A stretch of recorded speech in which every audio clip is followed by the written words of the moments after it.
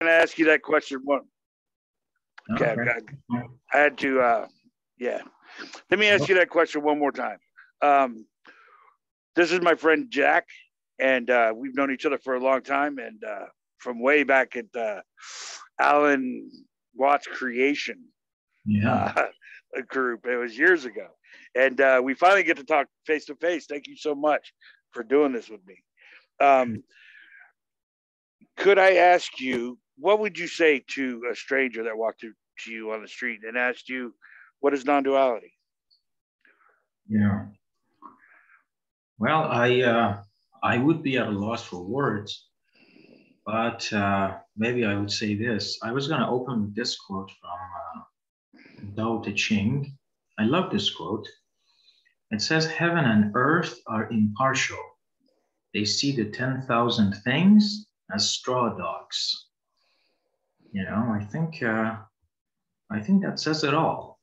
It's like everything is impartial, and whatever happens to us, you know, good things and bad things, they're not. It's like it reminds me of another quote by Wu Shen. He says that if one flower blossoms and another doesn't, it's not because the partiality of the sun. It's not like the sun is playing favorites or something. It's Mm-hmm. because of the preparedness of that flower. You know, Mm-hmm. one flower is prepared, one is not. Mm-hmm. And the same thing here. I think, yeah, we're all straw dogs. And you get that reference? You know what that means? Yes. The Chinese thing? Yeah. Well, would you care to elaborate for the audience in that? Sure, yeah. What audience are we talking to here? Are we preaching to the converted or Well, yeah, it's the appearance of individuals as they arise in this paradoxical simplicity, known yeah, as it seems as if we are appearances. As I am an appearance, I am grateful for the appearance. I'm grateful that there are no answers and that everything can be pulled apart in so far as uh, any objective truth or reality cannot be known as knowledge itself cannot be known in an objective sense, and so everything seems to be a straw up, yeah, and that no matter what you point to or no matter what you uh, try to allude to, it's going to fall apart. exactly. It's like, and it's not like the universe plays favorites or something. It's like, yeah, with the, it's a ritual thing that they build these straw dogs, the Chinese, they put them on, you know, altars, and they carefully, you know, build them, and they set them up very carefully, very respectfully, and they pray to them, Mm-hmm. but not because they love them or something. Mm-hmm. And then when they're done praying to them, they set them on fire, they burn them, and then Yeah. they watch them burn. But again, they don't burn them because they hate them. Right. It's all, you know, impartial. It's we are. It's that I love that verse. It's saying we are straw dogs. It's like it doesn't matter Right. if a bad thing happened to me.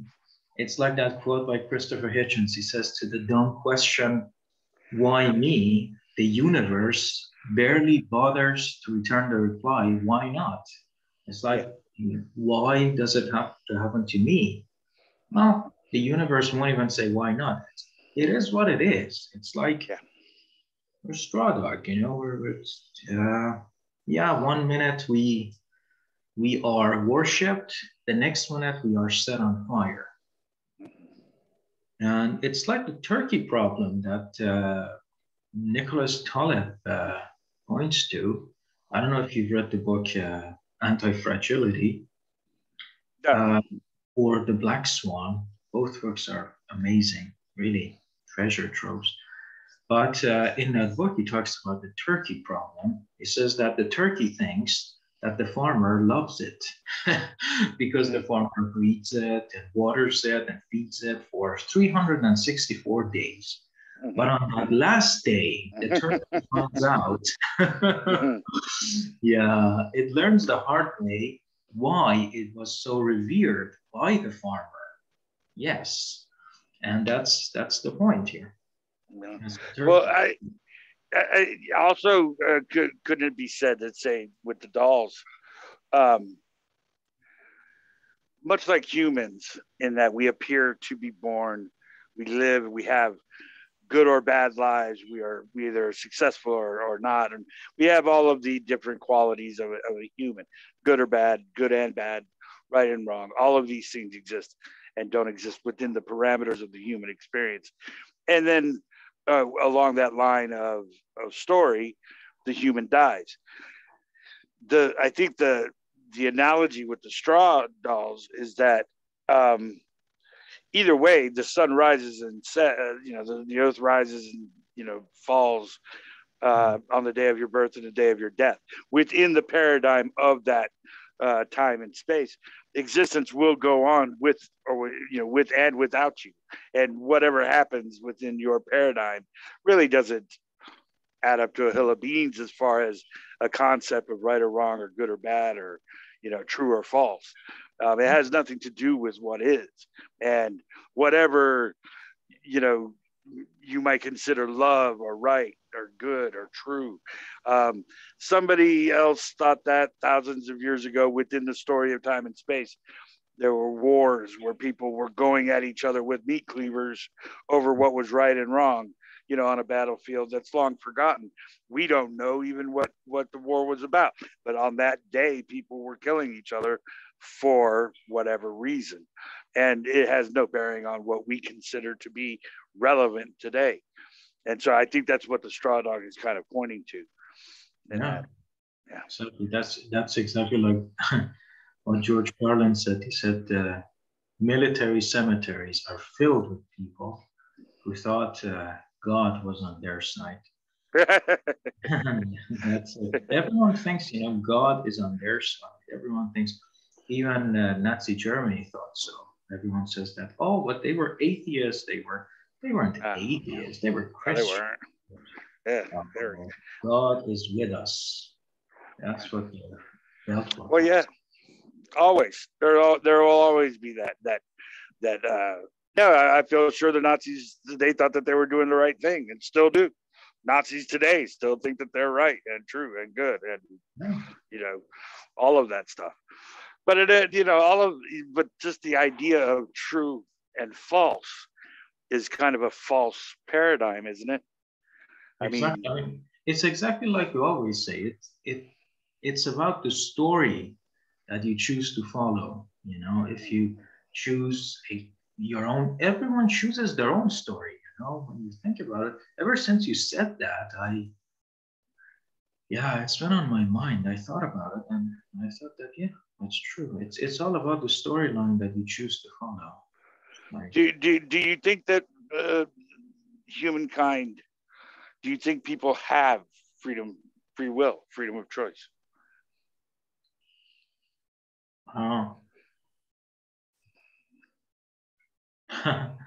It's like the Schrodinger's cat problem. It's like yes and no. There is no free will, and yet we have it. Right. Because, go ahead. Oh, please! I'm sorry, I interrupted. Please. Okay. Well, I was going to say that thing about who was it? Story of some monk. The student asked him, teacher, do we have free will? And he says, of course we do. We were born with it. We have no choice. Exactly. Yeah, that's exactly the point. Yeah. And the thing is that, I think for my money, we have no free will because we are straw dogs.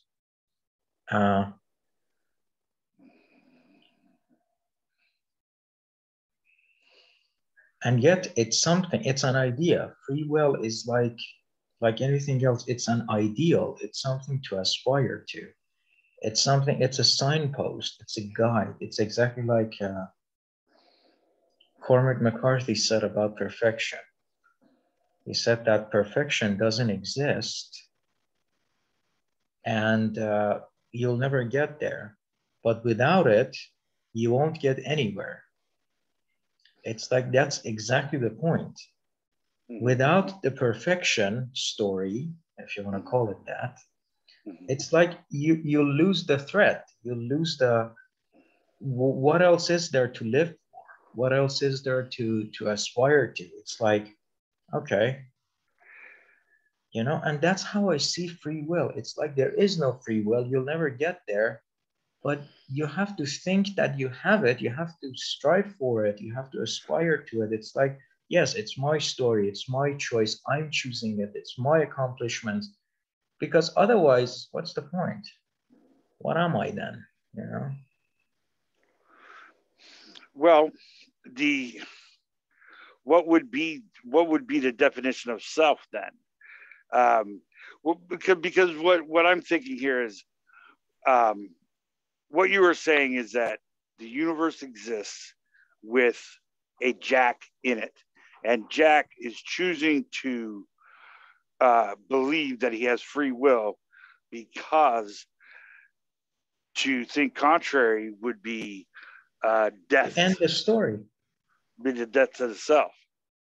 That would be death. The end of the story. Yes. Well, would it though? Because wouldn't that be the end of the story of Jack and the universe, and the beginning of, say, the story of the appearance of Jack within a time and a place? Because the story doesn't end because the self no longer has cognition or autonomy. The thing about it is we don't have an answer for what the self is, or who the self could be, and whether or not it obviously can't have free will in the objectively true sense, because that would mean that we would need to know everything about our bodies at all times from beginning to end, and that's just not the case. We have no idea how we ended up here, or how our bodies, or anything, even our conscious aware selves don't know anything about how to define consciousness, or where thought comes from, or if thought is derived from physicality, or is physicality derived from thought. So you can't know that as an individual within this story that already exists, telling, pointing to different answers, but upon reflection or upon examination, as you were alluding to with the straw dolls, they cannot be. Within the story is the lack of answer. We cannot know these things, not because we don't have the ability to know them, but because it's within the system that we find ourselves that there is no answer. And so, wouldn't it be more honest to simply say that we appear as if we have free will? We appear as if we are in time and space. We appear as if we are thinking, but cannot know these things to be actual, including existence itself. Yeah, but that's exactly what I'm saying. We are not disagreeing here. It's like this. Alan Watts said, just because there's nothing to do, some people do nothing. And you can't do nothing. Right, okay? Right. You can't just sit in a corner and brood all day long and say, well, there's nothing to do, so what's the point? I'm just going to sit here. The same principle applies here. What you're talking about, I've had many dreams about that state of unknowing, that state of perfection. It's true, and you're right, and that would be honest on everything. Yes, we cannot know. There is no way of knowing. However, in order to get to that perfect unknowing, we have to know. You know what I mean? It's like, I don't know how to put it. First, we have to know in order to end up not knowing in order to get there. Right. It's like the knowledge of books, say the knowledge of separation, the knowledge of the assumption that I am existing in a dimension of time and space. I have a source for my thought as my brain. There are certain paradoxes, but we're going to go with the appearance. And so the appearance says that I am here now and that I am doing things, even though I can't know that. That is the appearance we'll go with, and I can learn things within that paradigm as far as books or from teachers. I want to play the clarinet. I want to learn how to drive a truck. I want to be a fireman. All of these things require training and knowledge of a certain degree. But and yes, we can also study non-duality, and there are certain things that can kind of point you in the direction of what is being expressed as no thing, as it relates to nothing, and nothing as it relates to no thing, which are two totally different subjects. But in my humble opinion, so there is a knowledge within the appearance of separation, but there is no knowledge or an unlearning or an unknowability within the paradigm of what is or what appears to be, which can only be alluded and never really spoken of. Okay. And it can't be realized until you get there. You get to the point of realization. It's like, okay. Think of the burning monk, for example. Right? That's an example that I always come back to. Okay, so that guy was a practicing monk for years. He meditated, he practiced, he was that separate self. He was the illusion of that separate self. And yet he knew all the sutras by heart, he knew everything, until at the final moment, he got to the point where he was ready to step into the perfect state that you're speaking of, that unknowing, that perfect interconnectedness, everything. But what actually got him there, what got him to that point, was the knowing. The knowing comes first, and it'll get you to that unknowing. It's like training. It's like you said, it's like the prep work. It's like the training for it. It's like first you have to train. Have you seen The Last Man with Ryan Gosling? I haven't seen it yet, no. Oh yeah, the story of Apollo 11. It shows that before they actually went to the moon, they went through lots of simulations on Earth. They were put in zero gravity situations. They were put in many different simulations and situations and everything.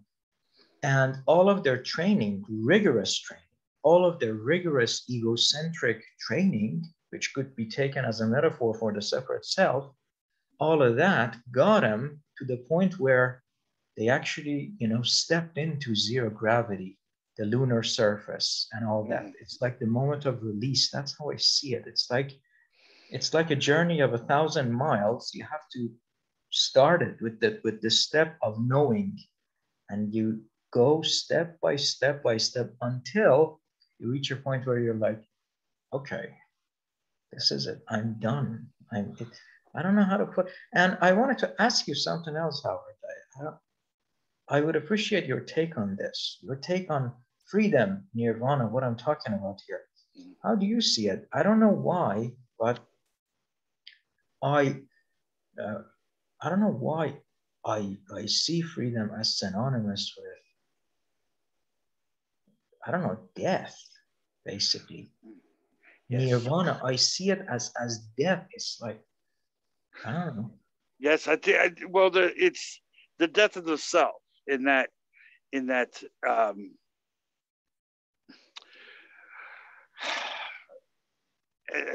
as far as like nirvana is concerned, let's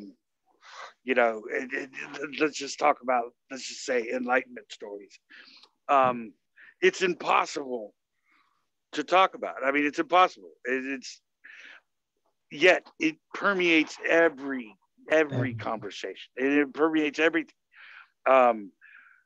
no matter what perspective you have. I mean, but within my life, it's just never-ending context of the lack of concept, the lack of subject object, and we get into these conversations about what could be or not be, where be and not be are a story about what might actually, exist. Existence itself loses its meaning in that thought and self seem to merge. And within that merging of thought and self becomes this lack of separation. And in that lack of separation, some people call this an awareness beyond self and other, because the thought is the illusion. It carries within it the illusion of consciousness, that I am an individual that is aware of other things is an illusion. However, the illusion is paradoxical, because within the paradigm of how some people use awareness, that you would have to have something that is aware of something else in order, for awareness to be defined. But in this particular case, awareness is being used as something that is beyond the self and the thought.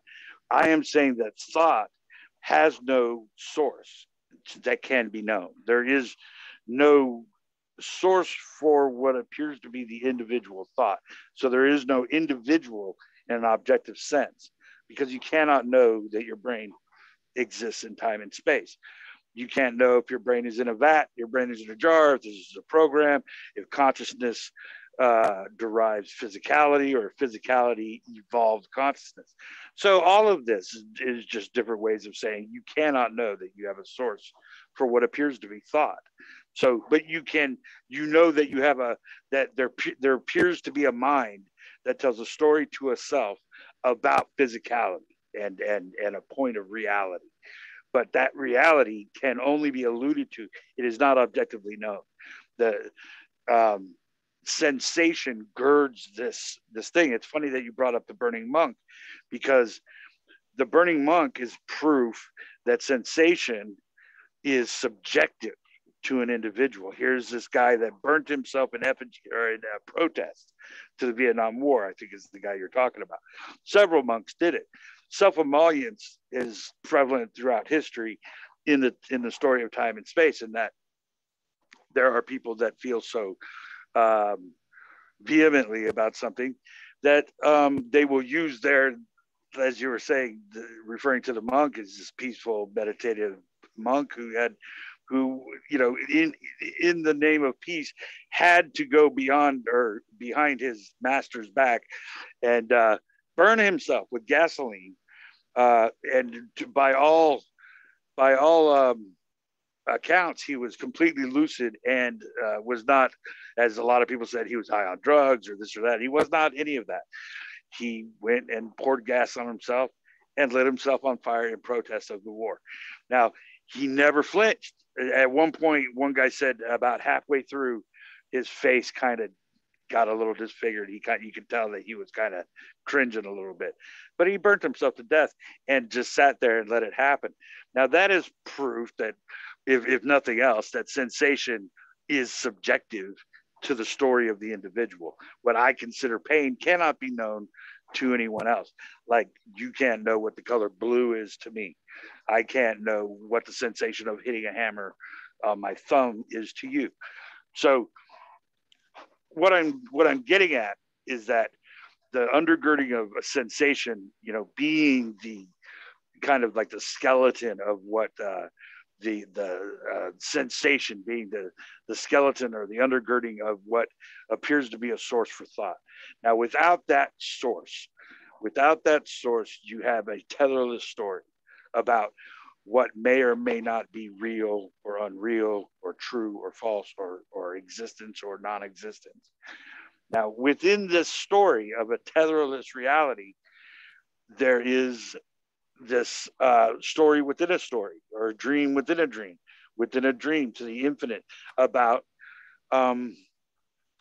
losing even the appearance of separation, in that you and I are not separate people having a conversation, but more closely we are the totality of existence expressing itself as such.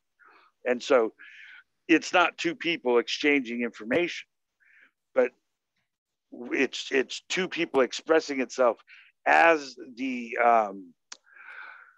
acknowledgement that information itself does not exist, because there's no separation, there's nothing to know and no one to know it. There's nothing, it's kind of like the God question. There is no God because there's nothing to be godded over. There's no subject object.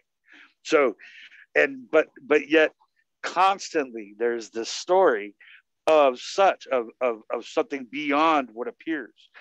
And this would be, some people would call awareness, beyond the self and the thought. Once self and thought merge and that lack of separation is dissipated, there's what is some refer to as awareness. Now, awareness is that place where there is no self or other. There is no place. There is no dimension. There is no anything. There's no light or dark or right or wrong or good or bad. There's no relativity and nothing to, and simultaneously that is this place. But this just appears separate because we seem like a self that has thought derived from a brain. But in reality, what it is just the appearance of such. It is the expression of the totality showing itself to be this and not necessarily that. And so as far as enlightenment is concerned, I think as far as explaining things like that, I think the appearance of a character can lose even the appearance of this tetherless strobing in and out of what appears to be separation and a lack of dimensionality. And in that story comes the enlightenment story. And it's beautiful. It is beautiful, but it has no basis in a reality as anyone could understand reality within this story of separation. Yet you cannot go beyond what appears and still remain true to it's just this, because now you're telling a story about something that is not just this. It's a person telling a story about exceeding, or a character telling a story about his own character exceeding the book he's written it, and talking to the person that's reading the book in that dimension, so to speak. But I'm sorry. Yeah, it's impossible to talk about. It's absolutely. And I was going to ask you right before you asked me, do you have an enlightenment story of your own? I don't think I'm enlightened. All I know is that I've experienced freedom, but only for a short while. And it was when I really had to put myself to the test. Without going into details, I had to go somewhere. It was a different continent, different country. I didn't know anybody there. I was looking for basically someone to cross me over to another territory, and it was a hell of a ride. And within those 6 months, I really lived like I really lived free, like I had never done before. And after that period, I don't feel like I've been free since. I feel like I keep getting myself into different prisons and I keep upgrading my prisons. I feel like, oh, okay, I used to be, I don't know, I used to be homeless and now I have an apartment. And it's like, all right, now I'm in a different prison, but it's upgraded, it's fancier, and I keep growing and I keep thinking about freedom. Like, okay, at what point will I don't know. But if by enlightenment you mean, I don't know, epiphanies, yeah, I've had a lot of those. Sometimes I have, certain epiphanies, but about enlightenment itself, because as you were talking, I started wondering about something, that the whole project of existence, I mean, the purpose of existence, what is it? If it's to experience life, then wouldn't you say that the appearance of the separate self comes with the territory? Like it's part of the package, it's part of the game. It's like in order for the game to go on, we have to have the appearance of the separate self to keep the game going. Otherwise, Right. the game would stop. Or would you say that losing the separate self, the sense of separate self, would be conducive to even experiencing life even more fully? Yes. The beauty of what I believe you're alluding to is, um, it's the horror to most people that hear this. I get it, but I have a good friend of mine that is just so worried about, she'll read something I write and she'll think it's sad, and I'm laughing because it's beautiful, in that there's no meaning, reason, or purpose, and in that meaninglessness, purposelessness, and uselessness of these kind of dimensional parameters of thinking, there comes this vibrant aliveness about the here and the now that's not really a here and a now, the moment as it appears. And see, the beauty of it is that no matter what moment it may occur to you, that within the meaninglessness, the recognition of the meaninglessness is this entirely brand new kind of exuberance. I don't. It's impossible to describe beyond meaningfulness. Beyond purpose, beyond any of that kind of understanding as an individual that thinks that they have a meaning or a purpose or a reason. That is just so. It's just inconsequential in as the story goes, because even the appearances of people that have exceeded these kind of ideas of like right and wrong and good and bad, and meaning and reason and purpose, are so vibrant and alive. Even the ones that swear up and down that no, it's just ordinary, everything's just regular, there's nothing to see here, it's absolutely just everyday stuff. Yes, but every moment is infinite, in that you could not explain what is happening in this moment if you had an infinite amount of time, because you don't know what is happening, and you can't. The system within the system declares, or simply is, that you cannot. There is no end to these layers, and so, but within the acknowledgement that the mystery is self-sustaining and impossible to get out of, you lose the struggle. You lose the responsibility of a will at all, and that there is nobody doing anything. This appears spontaneously and sourcelessly. Nobody is making it happen. There is nothing like that. This is what is. And the fact that there is no knowledge of something other or better or more or next is fascinatingly freeing, in that it's not me that can do whatever I want. That's not the freedom part. It's the fact that this will be what it is, regardless of my desire for whatever. And in that recognition, there becomes this merging of brilliance, because anything can happen at any moment, in that I could be eaten by dogs, or I could, we could be attacked, or somebody might come in that I haven't seen in 20 years that I love. And, anything can happen at any time.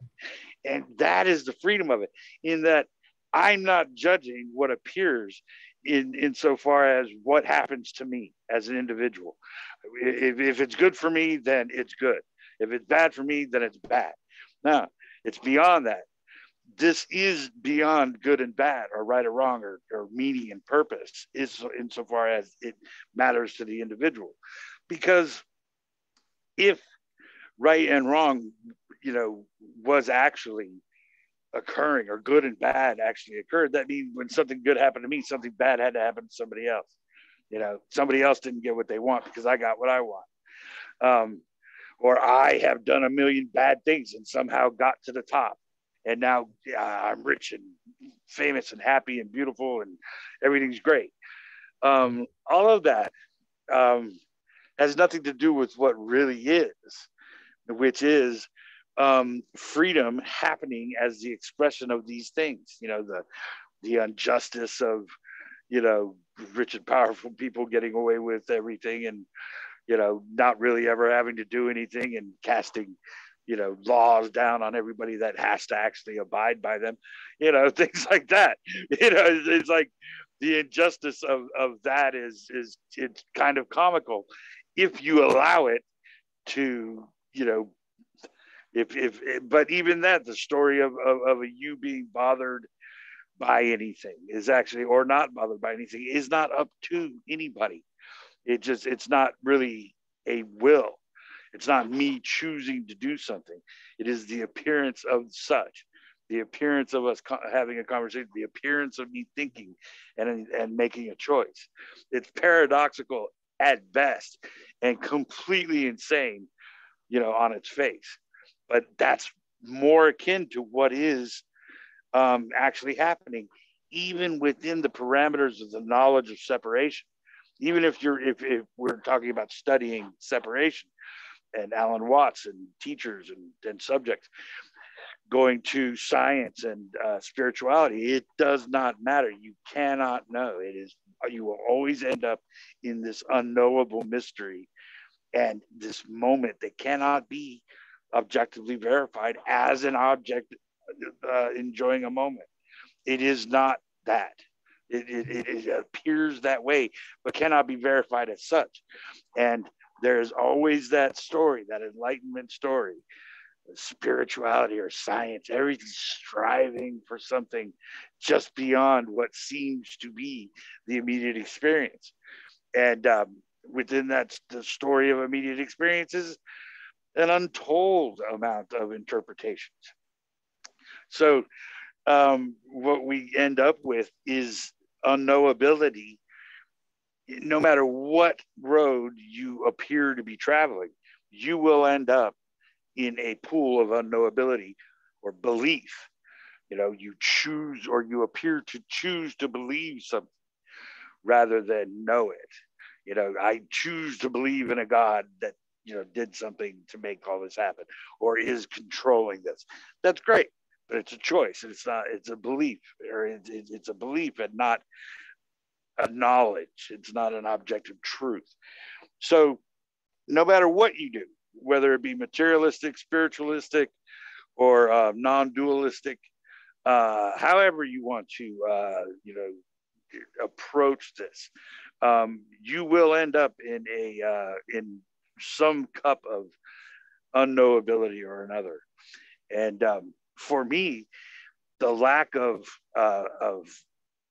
staying in one little box or another is the freedom of it. That's the freedom. All of these things come to the same subject of, really, we don't know.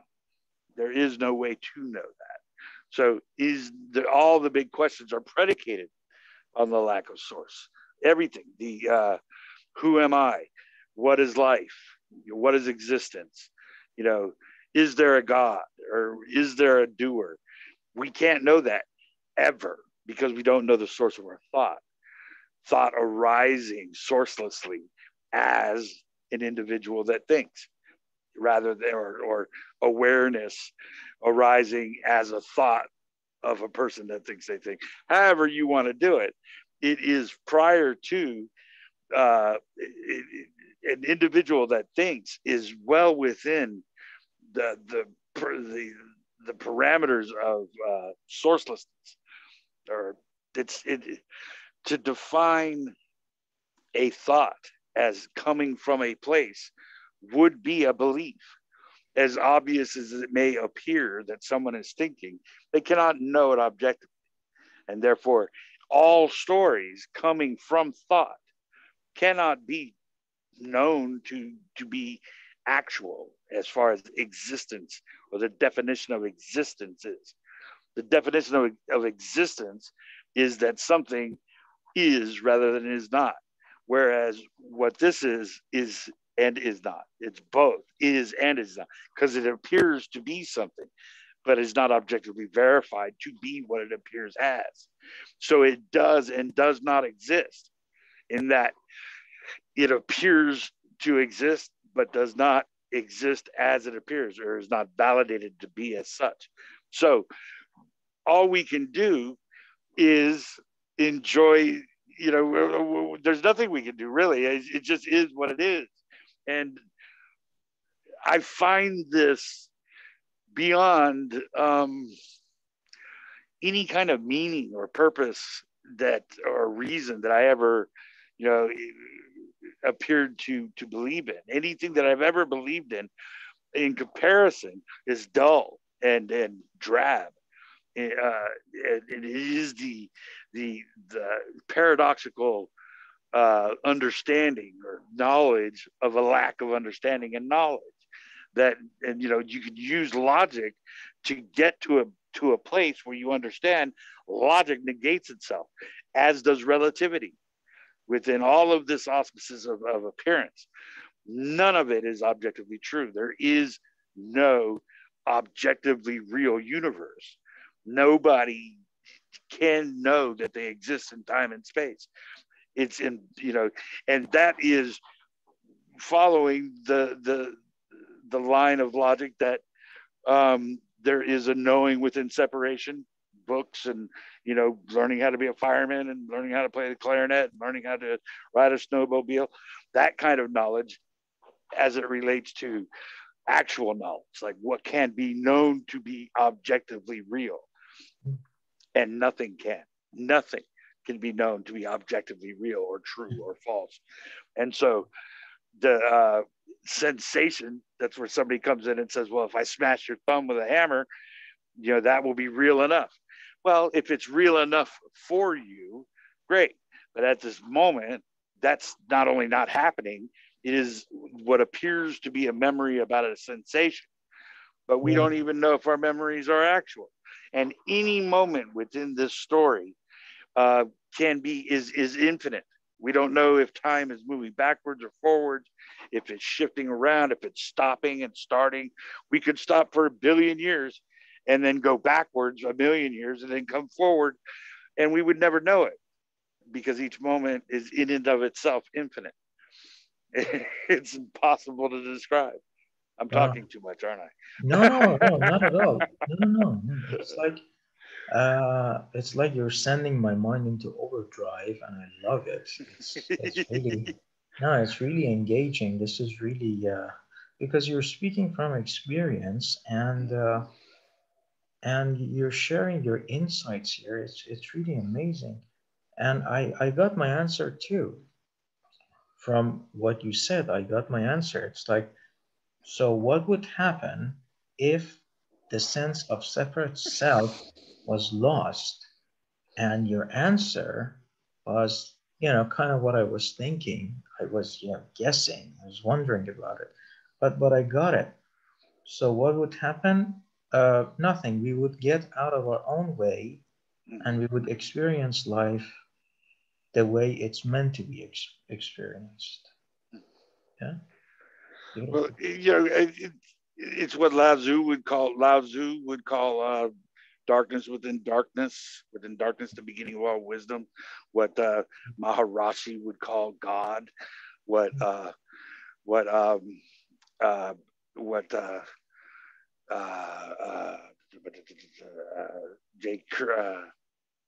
Krishnamurti would say is awareness. Bohm would say that David Bohm would say that it was well, he would indicate that thought, it would be what is known as beyond, thought or knowledge, but at the same time, paradoxically, you cannot leave thought because you are thought. But in any case, everybody's got a different word for it. Everybody's got a different way to go about it. Some people say that there can be no awareness because there is no subject object. I am one of those people, although I like to use different definitions of different words, but they're all just completely meaningless. It's not that there are no words for this, what we're speaking on. There literally are no words. What appears to be happening is that individuals in time and space converse over knowledge and exchange intellect, but that cannot be known. That cannot be known to exist. Communication is the illusion that there are separate entities. Like, for example, Tony Parsons, the chair is chairing. So what appears to exist is the totality is expressing itself as the two of us having a conversation. But the two of us having a conversation is no different from the tree over there, making leaves, or the bunny rabbit hopping over the grass. All of it is just the bunny rabbit being a bunny rabbit, the bunny rabbit rabbiting, the tree treeing, us being, what we think we are is separate entities of consciousness that are aware of other objects. But that's not what's happening. There is no separate individual. It's just that is what we are. We are the appearance of conscious individuals that think existence goes through our ocular sockets, and a brain behind it, and it's all related to our sensation of what we think time and space is, and all of this stuff. But it is no different. Me being a conscious individual is no different from the chair being a chair, and so existence expresses itself as a tree, as a chair, as a bunny rabbit, as a Howard, as a Jack. And we just happen to be able to communicate with each other, or we appear to. And the totality of experience is expressing itself as the two of us talking about it. And in that way, it's fascinating and beautiful because we're not doing it. And it's not an it, and it's not doing anything. It just is the appearance of such. It is. I think it's paradoxically and beautifully just fascinating that all my life I've had these discussions about God and not God, and enlightenment or not enlightenment, and the reality being that it is the expression of the totality. As me and other people talking about it as a god or not a god, or or whatever it might be. It's hilarious. It's funny, and it's beautiful and absolutely fascinating. Wonderful. It's exactly like Wushan says, or Wusen.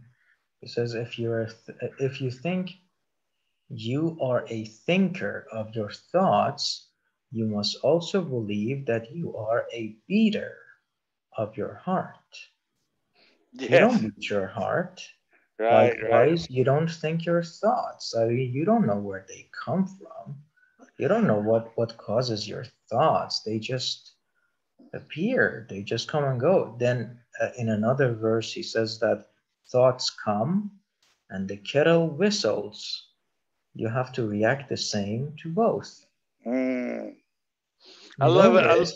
And they will pass. It's like when the kettle whistles, you notice it and the whistle passes. Or when a wave comes, you notice it and then it passes. But the problem, our problem, I think, is that we don't notice things, we don't confront things.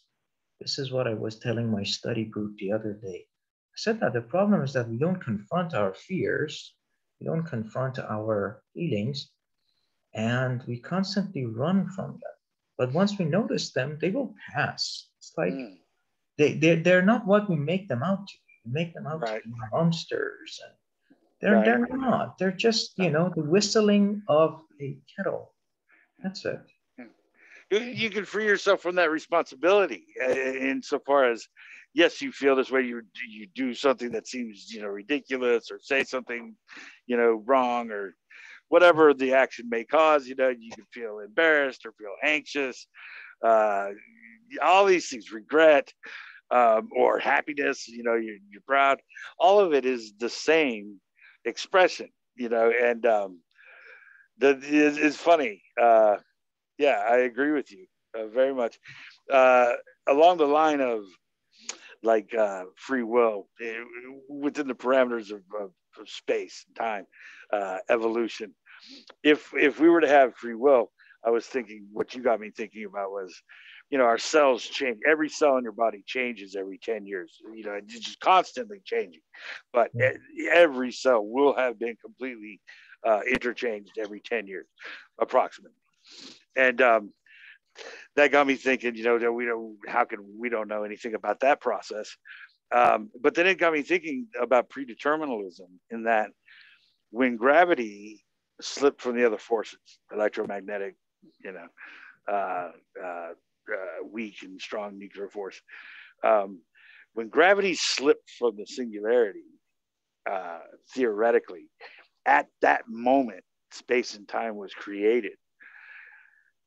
You, in a sense, were created, or you, in a sense, were already predetermined to exist. Um, the moment space and time was created, the end was also created. In that, like light, for example, electromagnetism does not move in insofar as, like, we see it as motion, but light doesn't move. The electromagnetic waves are omnipresent within the parameters of space and time. It's our ability to perceive them that moves, our ability to perceive certain electromagnetic waves within a color spectrum, and the ability to see motion.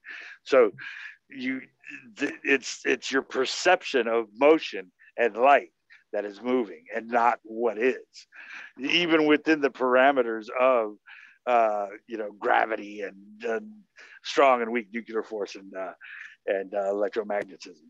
So even within the auspices, or the suggestion that you live in a dimension of time and space, what you see as motion and objects, and what seems like solid material, or a cause and effect, has no example in an objectively real sense, because you cannot know. Well, none of it can be known. It's why, like, in any theoretical physicist will say that this is where we're going to begin our assumption of reality. This is where we think, things become relative, or this is where my theory works off of. But nobody can ever say this is real, and so this is what's happening. Nobody can ever do that. Nobody will be able to do that ever. And so you can either, you can just enjoy your life, and say that it doesn't matter, or you can come to a place where it appears we have come. Our stories are that of wanting to know the truth, or what can and cannot be known to be actual. Now, whether we're doing that or not can't be known. We can't say that there's something beyond the immediate experience. If a universe exists beyond what appears to be this just here and now with us, here and now is absolutely arbitrary. There's no way to know or to say one thing or another, specifically in a realist or materialist sense. I cannot have a point to defend or another position to attack. In the most objectively real sense, reality cannot be ascertained, and so there is, in this pointless point of this messageless message, there is no right or wrong, or true or false, or good or bad.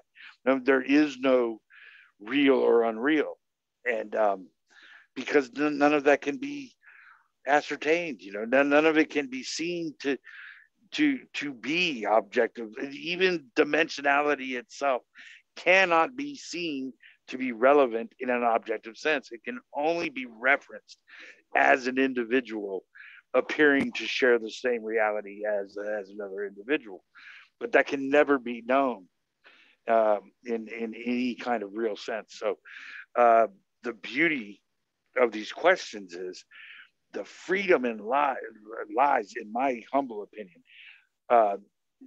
in the lack of answer. Once it's realized that there are no questions or answers, there literally are no questions or answers.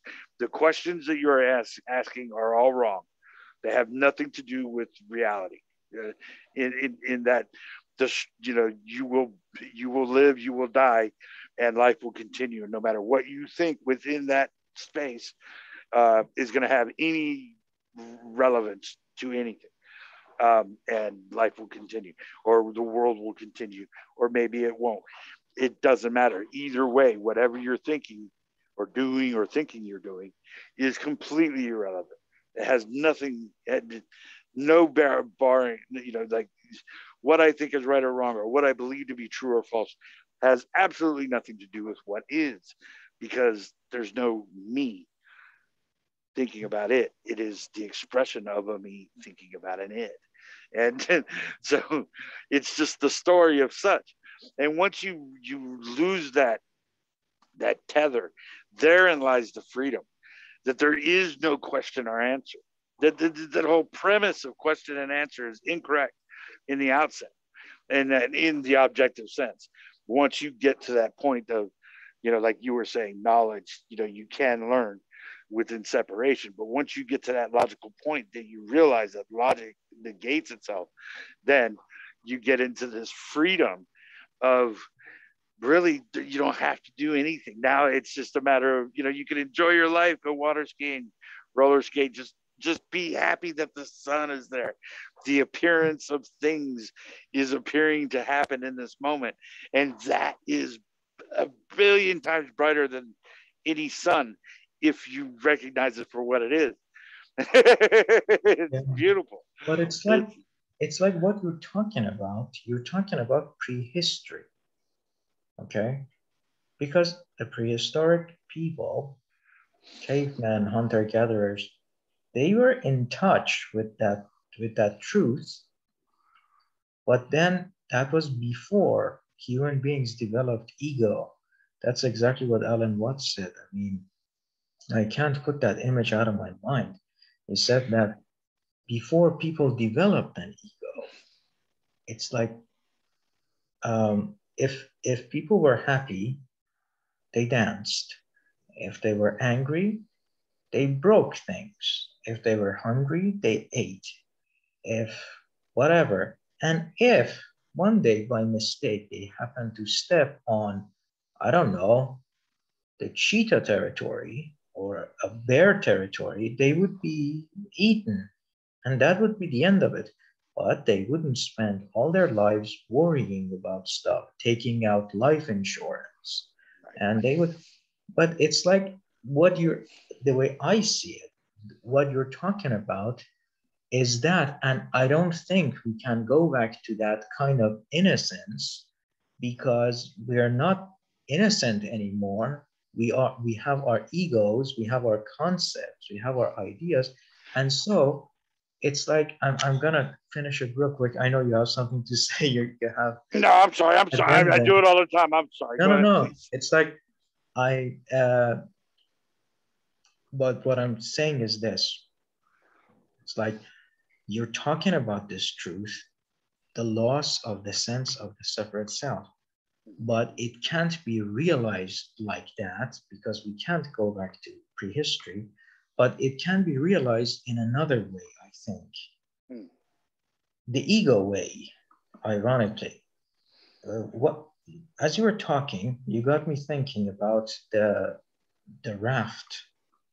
Buddha's raft. He says that a raft is used to cross the river. But once you cross, you don't carry it on your head.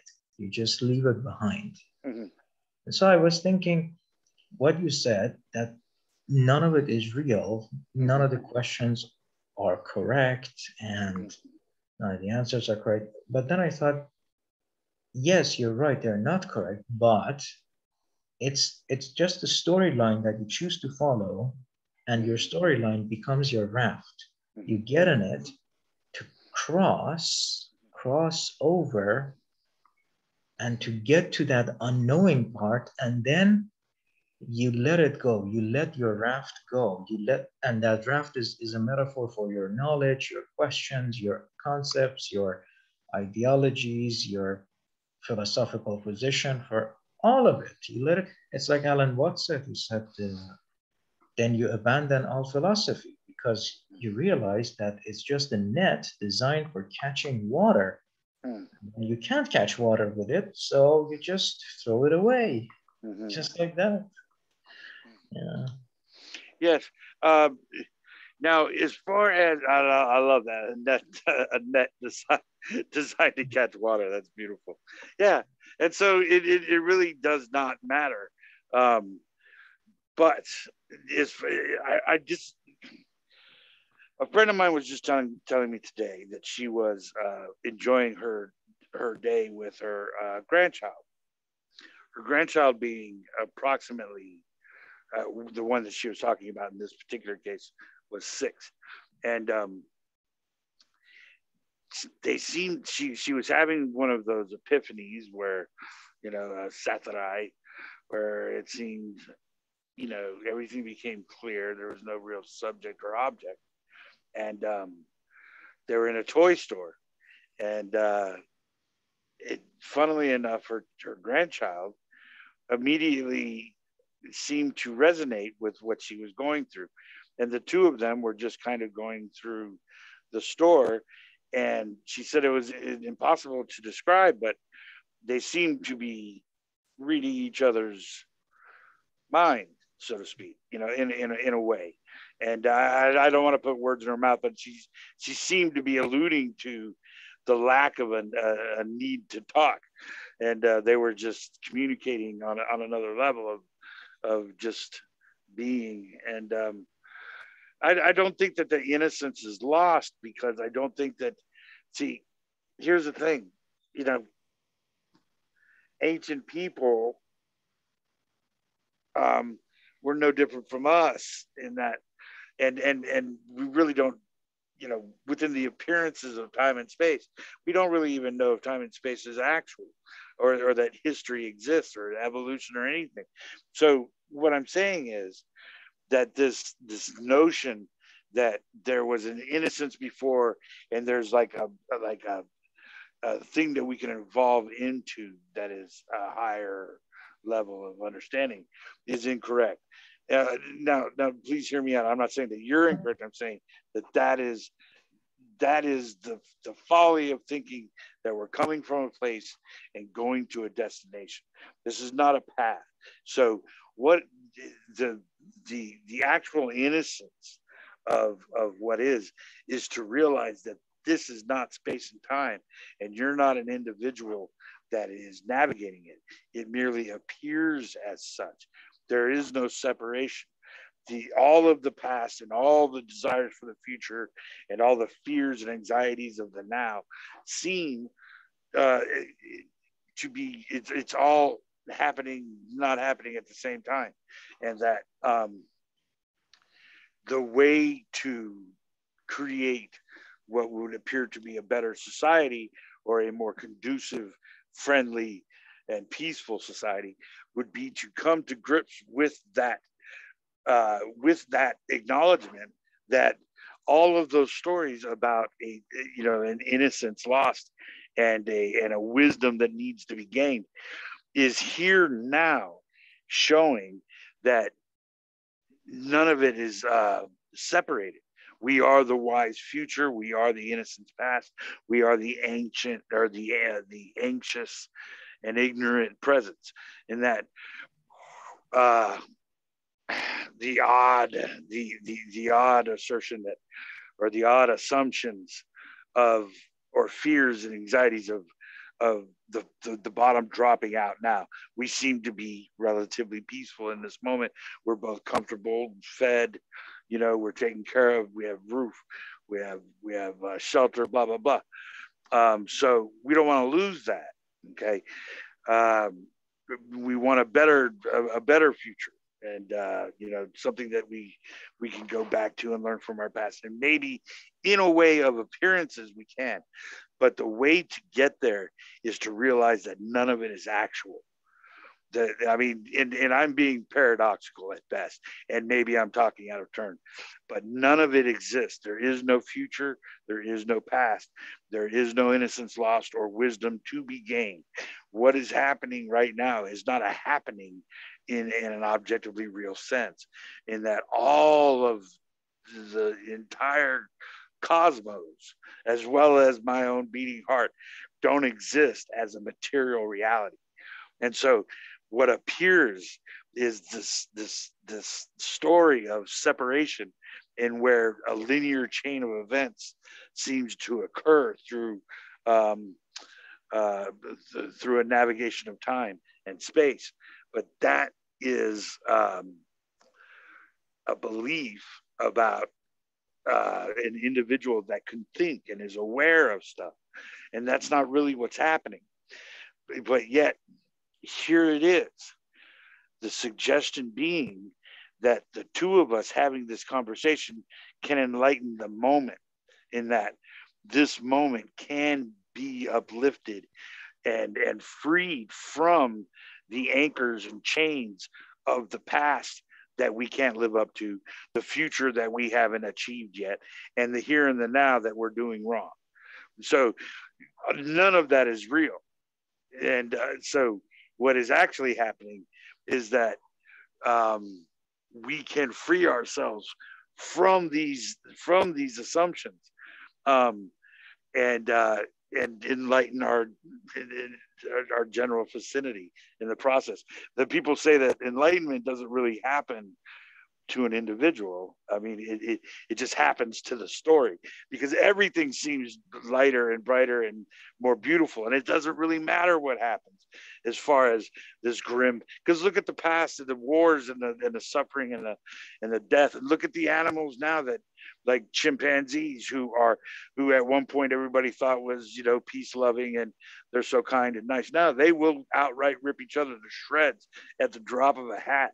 They are brutal to each other, and they're not only cannibalistic, but they'll prey on other, like, lesser species and stuff. They're not peaceful at all. I mean, they'll sit there and just draw and quarter some and eat it, you know, while it's still alive. You know, it just. But the thing about it is that they don't think that they're wrong. See, that's the difference between them and us. Is we have, or most people have, or appear to have, this second guessing. And the moment you second guess, therein lies this judgment. And as soon as the judgment occurs, that there is something actually happening, somebody doing something and something happening, then that's where the whole thing starts to unravel. But if, you know, when you're just doing something and the thought and the self are not separate, there's no room to be a judge. There's nothing to be judged. And as the monkey is not consciously aware that it's wrong to cause physical pain to something that it's eating, you know, it just draws and quarters it and gives it to its friends, and they all just share another animal. And you know, we, you know, have all kinds of things that we do to other species and each other, and that can be seen as something that could be judged. I am saying that all of that is predicated on the assumption that we are in fact doing anything, or that anything is being done. This is the story of such. And to get above it is paradoxical, or above it is, you know, to get through it or around it or enlighten the situation, is to realize that it all is just happening independent of any kind of a need to do anything better, or there's absolutely nothing that can be done, because nobody is actually doing anything. And like Lao Tzu would say, do not do / not do. But even that is not exactly it. The fact is that nobody can do anything. We are being expressed as the totality. We are not individuals that are talking about what might be. We are what is expressed as individuals that don't know. That's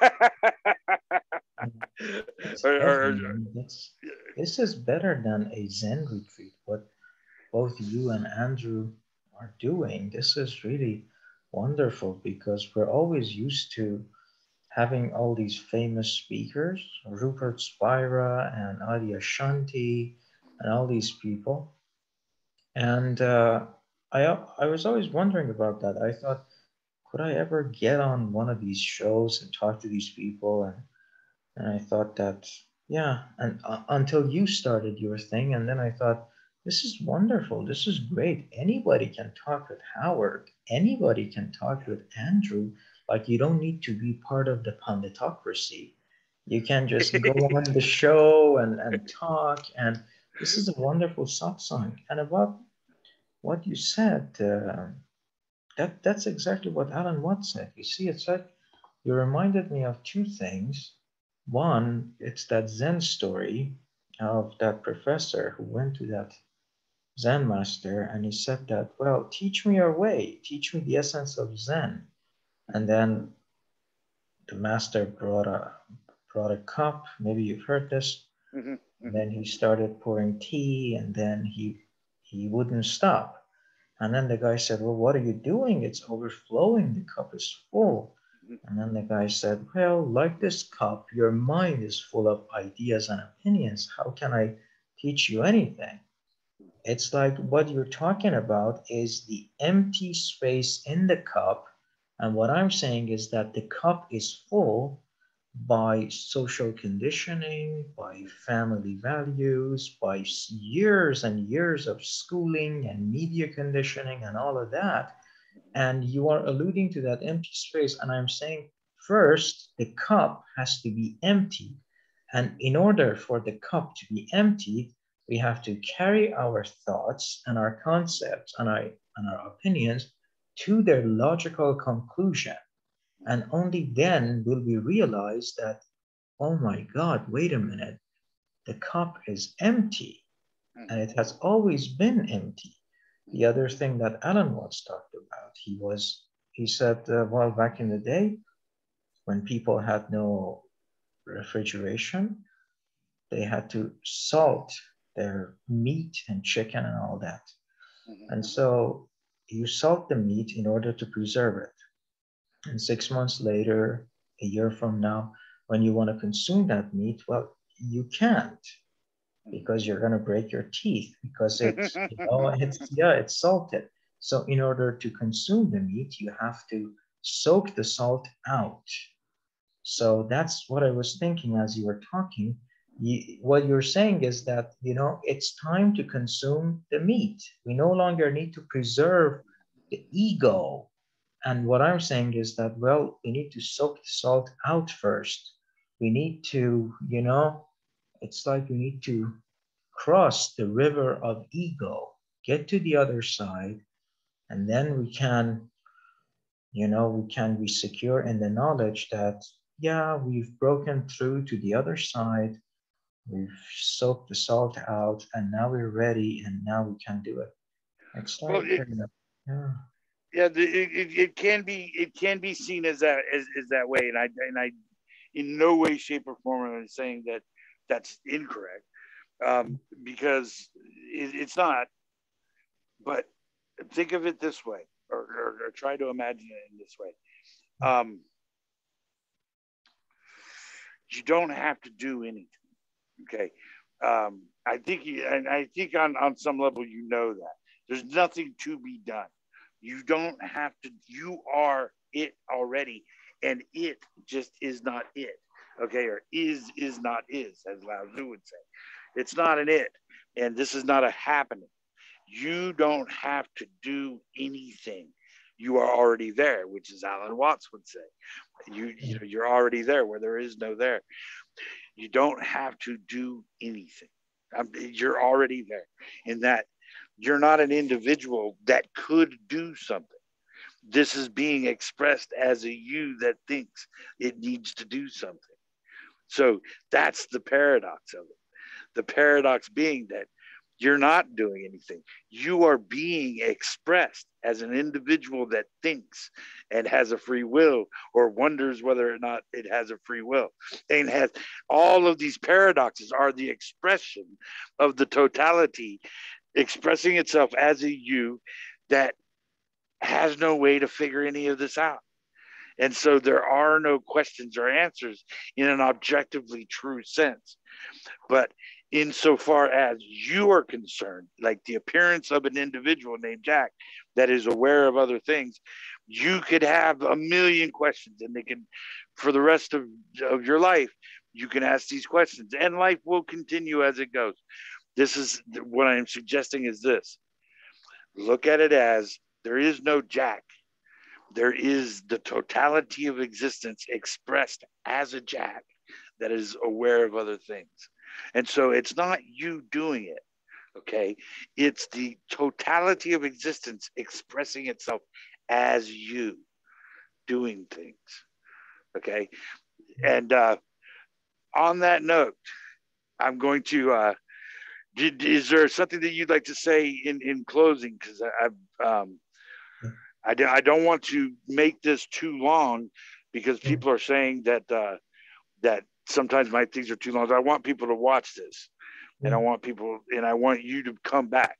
So, and I want to do it again. And I would love if you'd like to close with any thought you might have.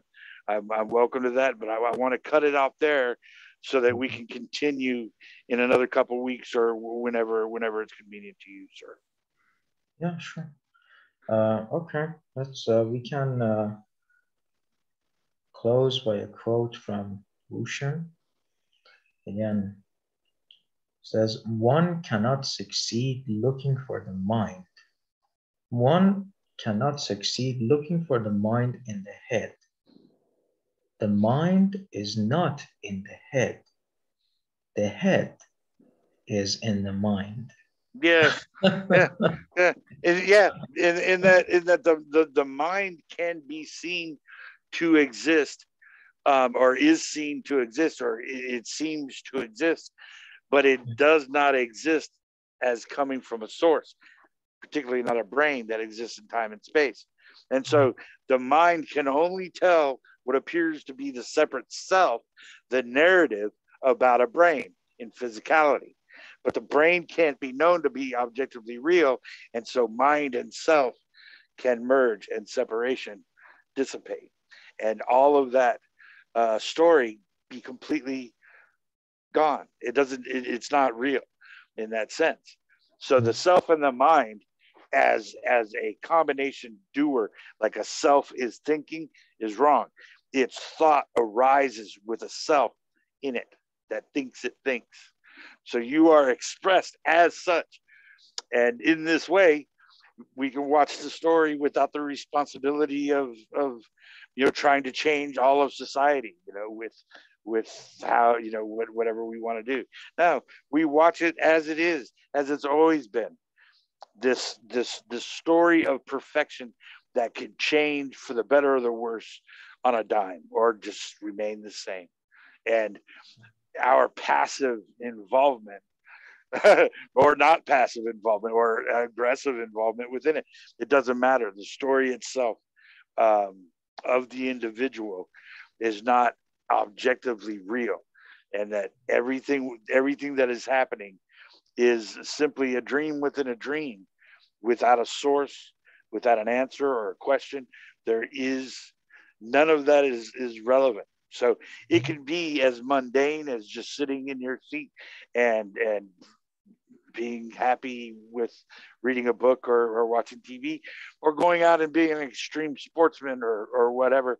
Enjoy your life in any way you want. Or it can appear in any way. It is you being expressed and not you actually doing things.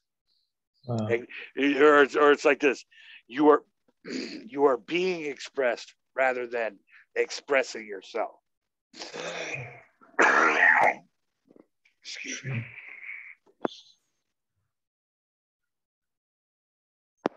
On that note, I think I need to cut it short. Okay. And how about a couple of weeks? What do you think, Jack? It was a delight talking to you. Yeah, that's it. That's also what I told Andrew.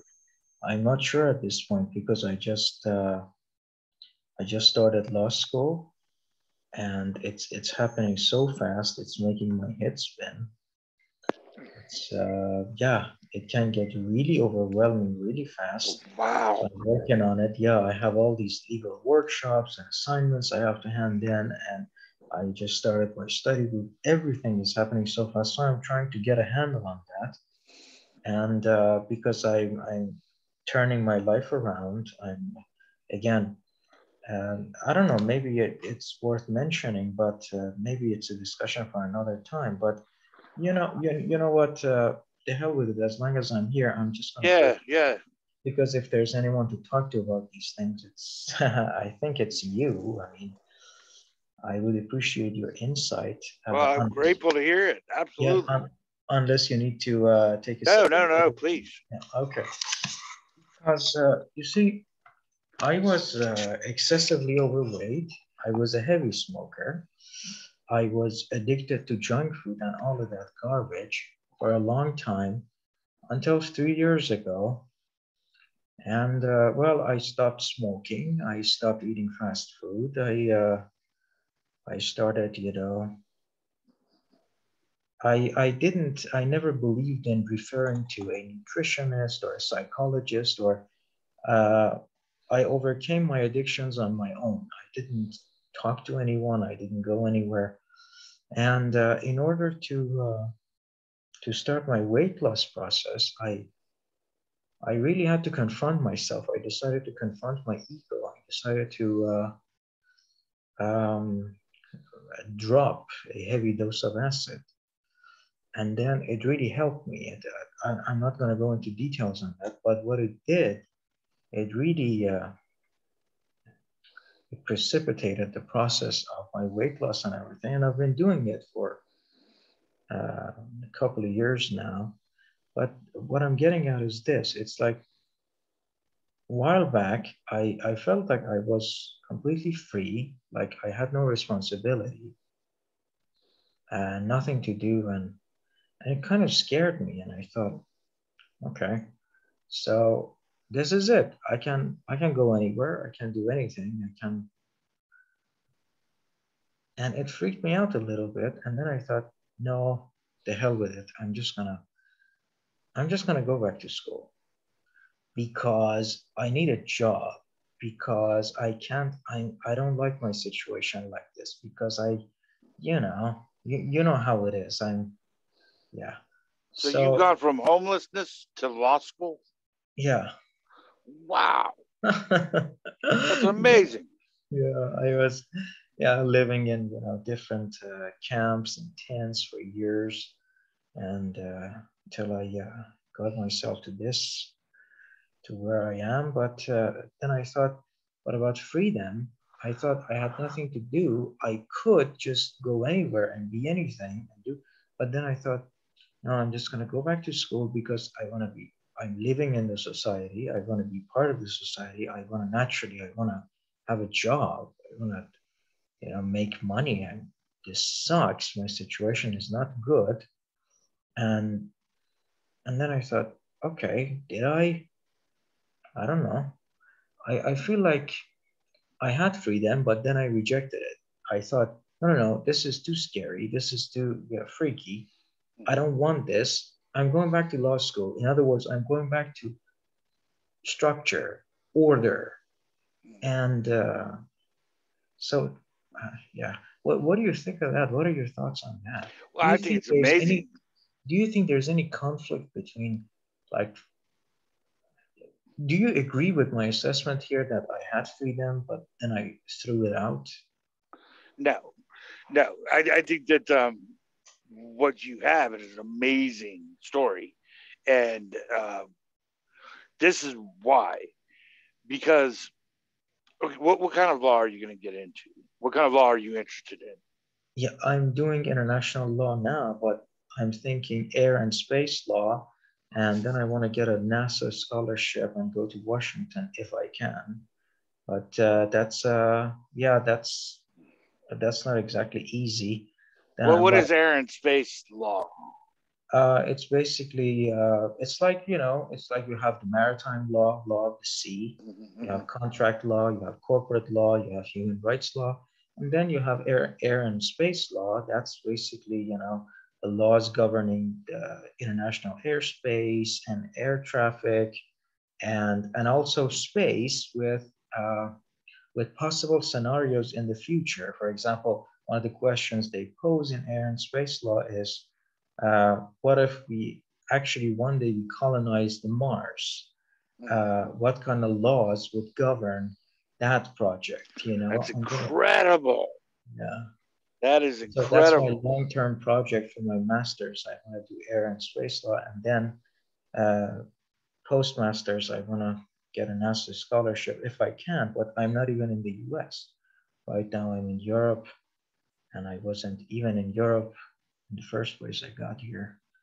And yeah, so that's my long-term project. And so I'm thinking, okay, this is structure, yeah, but Can you imagine? Can you imagine? I'm sorry, ask the question yet, please. Sure. Well, I'm just imagining being in the you know, I don't want to ask too many questions. I don't want to pry, but from wherever, you know, where are you from originally? Okay, feel free to ask me. Now, feel free to ask me anything, Howard, because I'm, you know, this is really a safe space for me. So, well, whereabouts are you from? Yeah, well, that's a long story. I was born in Germany. I grew up in the Middle East. Right now, I'm in Europe, and I consider myself an American, misplaced American. I've never physically been to the US, but I identify with the American culture, the American principles, and my long-term project is to go home. Finally, I'm in the process of officially changing my name and officially changing my name to Jack, because it's not even, you know, in my ID. It's like my parents chose a different name, but I had no say in that. I don't like that, but and off the record, I can also tell you exactly where. And yeah, so that's pretty. It's like I don't relate to where I grew up. I don't relate to the culture of my parents. I don't relate to my parents even. It's like my whole life is a I don't know how to put it. It's like how long have you been in Europe? 6 years now. What part of Europe are you in? I'll tell you off the record. Oh, okay. Okay. Well, so the beautiful thing about this is about your story. I love it. You know, I have a different story, but I can find all kinds of things to relate to it. My family has similar stories. I'm German, French German, and French German American, and yeah, so we're all mutts here. And the beauty of it is that you're not. It's you know, in theory, the ideal, you know, of America that you're loyal to. You're loyal to the principles rather than the physical ground or a parameter. So it you know, there's no one person that, you know, that is right or wrong. You know, everybody's always arguing, and there's all kinds of points of view, and it's constantly, you know, everybody's, you know, it's a volatile place, but it's at the same time, it gets results. But that being said,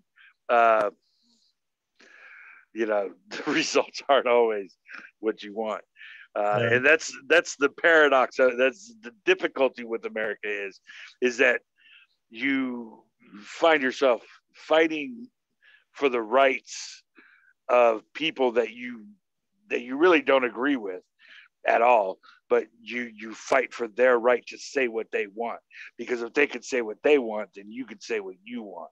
So everybody's, you know, we agree to disagree, but it's most important that we're allowed to say what we want, and in this way, things can be messy in democracy. But that being said, I don't know where exactly you're coming from or where you live, but I do know this in regards to the law and non-duality. I'm fascinated by space and sky law. I mean, that I love that that's actually a thing. That it's actually that people are actually going to school for that. With insofar as like criminal law, non-duality is really, it's not a very good thing for judges, because even within the parameter of space and time and separation, it's pretty much clear that people don't make their own decisions. There's no responsibility. Even if you do believe the story of a source, a brain in time and space, that brain makes your mind up for you before you even know there's a decision to be made. You can choose what to like, but you cannot control what you like. So in that way, it's paradoxical. You can make a choice, but you can't choose your likes and your dislikes. So it's not really a choice. It's a rigged game. And so within criminal law, non-duality is a nightmare. It is an absolute nightmare. To be a prosecutor would be difficult at best, or a judge. It would be tough to be a hardcore, hang 'em kind of judge. But that there is a necessity for that kind of thing as well. If somebody's a mad dog that just cannot be rehabilitated or cannot be trusted to be in the civilian world, or even under lockdown, they're physical danger to anybody that comes in contact with them. There are certain things that, unfortunately got to happen.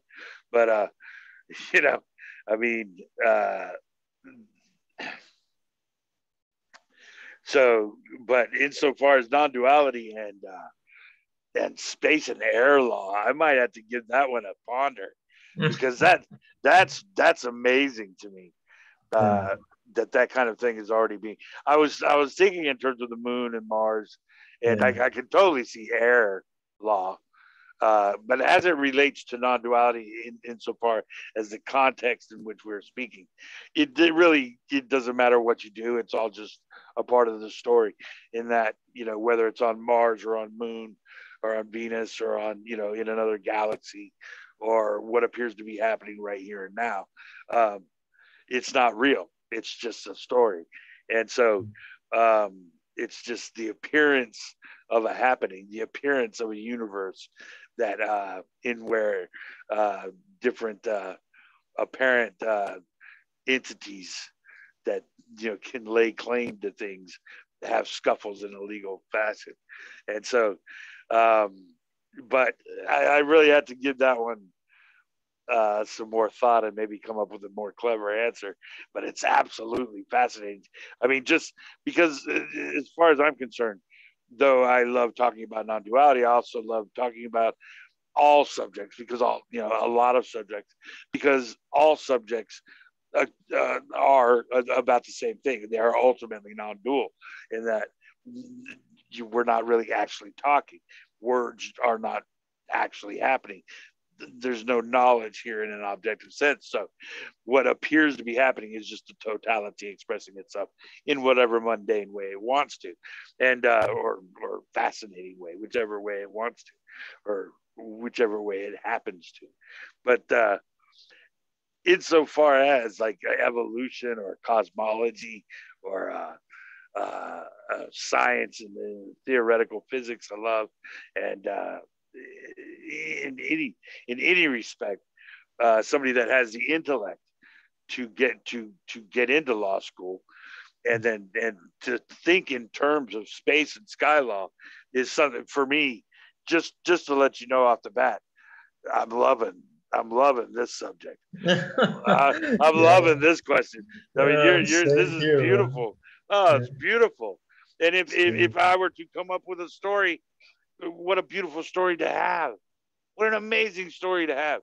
You're kind of, ghosted from where you are from.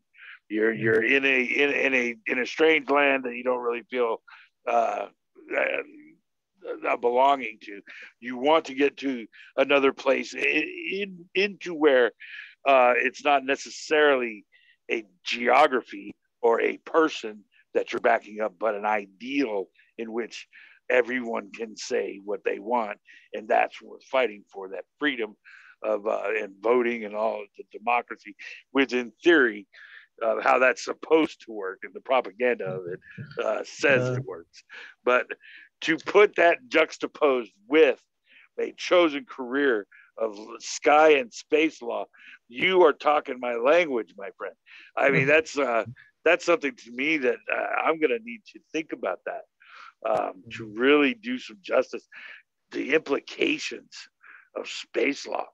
Exactly. That to me is fascinating, because you're talking about mining rights, right? You're talking about squatters' rights, mining rights, because you have all the individual companies that are now going into space. Yeah. You have we're landing on asteroids and meteors, and it also gets into corporate law and the monopolies and who gets to monopolize what and who gets to colonize what, with the Elon Musk and with Jeff Bezos and all of it. Well, it's got to there's got to be ownership of orbits in regards to satellites. That's got to be coming up soon. I mean, as far as space and as far as the space is concerned, because there's so many satellites now and so much debris up there that people are going to be renting space before long. It's like it's said in the Fight Club. It said that one day corporations will name all the planets and the galaxies. One day we'll have Planet Starbucks. Yeah. Absolutely. Galaxies. It was a delight talking to you, Howard. And we're gonna talk again soon. I'll be in touch. I'll let you know. But for now, I really need to focus on my studies and my weight loss and everything. I have to care for my tooth a little bit. Lose a little bit for me too, brother. Yeah. Yeah, sure. It's much simpler than we think. It's so simple.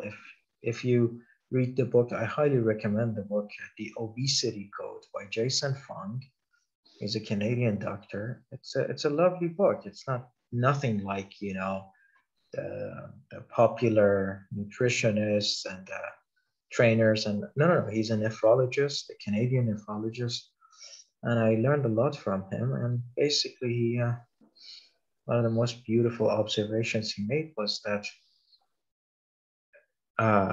exercise doesn't do much. It's all about your diet. It's all about what you eat, because obesity is basically, he likens it to a thermostat. He says that if your house is too hot, well, you can open the window, you can turn on your AC and all of it, but it's not going to do much unless you turn down your thermostat. And he says that your body works in the same way. It's like when there is, an excessive production of insulin. Well, you can exercise, you can hit the gym every day. It's not going to do much. It's not going to do anything unless you turn down the production of your insulin. And that can happen by, then it goes into details of, cutting down on sugar and your glucose and all that. It's a lovely book. It's a beautiful book. I read it. It really helped me a lot, The Obesity Code. And it's like someone once said, 90% of weight loss happens in the kitchen. Only 10% of it happens in the gym. So it's like 90% in the kitchen. So that's what it's all about. And that's what I'm doing. It's like, sometimes it makes me agitated, but I'm getting used to it. It's like I can't buy anything from the supermarket anymore because I see everything as poisonous, as toxic. I'm like, well, I can't, I can't consume GMO. I can't, yeah.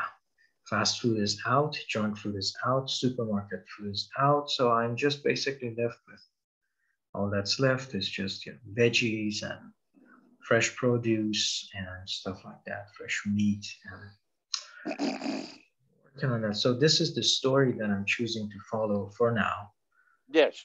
Yeah, until we see what happens. Well, that's a great story, man. I mean, obviously, just keep taking it easy and make sure, man, because law, that's a lot. I really admire just that you got in, and that you're taking on this